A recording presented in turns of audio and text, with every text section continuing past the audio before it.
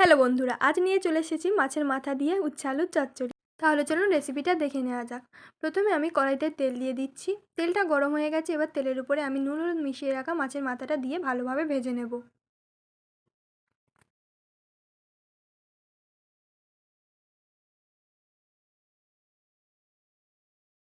মাছের মাথাটা ভাজা হয়ে গেছে, এবার আমি এটা তুলে নিচ্ছি।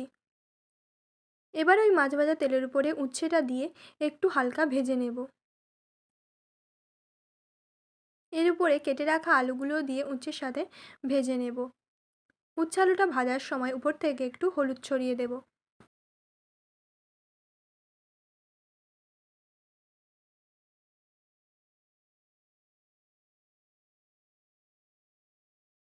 উচ্ছে আলুটা ভাজা হয়ে গেছে, এটা একটি পাত্রে তুলে রাখছি। এবারে কড়াইতে দিয়ে দিচ্ছি তেল। তেলটা গরম হয়ে গেছে, তেলের উপরে দিয়ে দিচ্ছি দুটো তেজপাতা ও জিরের ফোড়ন। এবারে ওর উপরে কেটে রাখা পেঁয়াজটা দিয়ে দেব। পেঁয়াজের ওপর রসুন ও আদা দিয়ে পেঁয়াজের সাথে হালকা ভেজে নেব।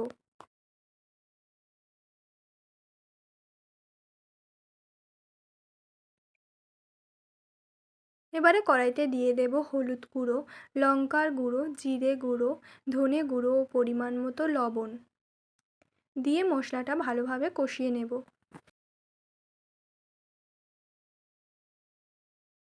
এবারে ওর উপরে ভেজে রাখা মাছের মাথাটা দিয়ে মাছের মাথাটা ভেঙে ভালোভাবে কষে নেব।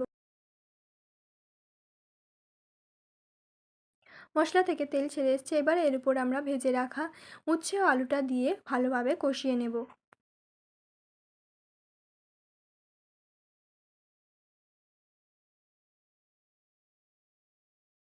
এবার কড়াইতে অল্প মতো জল দিয়ে উপর থেকে কাঁচা লঙ্কা ছড়িয়ে দিয়ে কিছুক্ষণের জন্য ঢাকা দিয়ে রাখবো।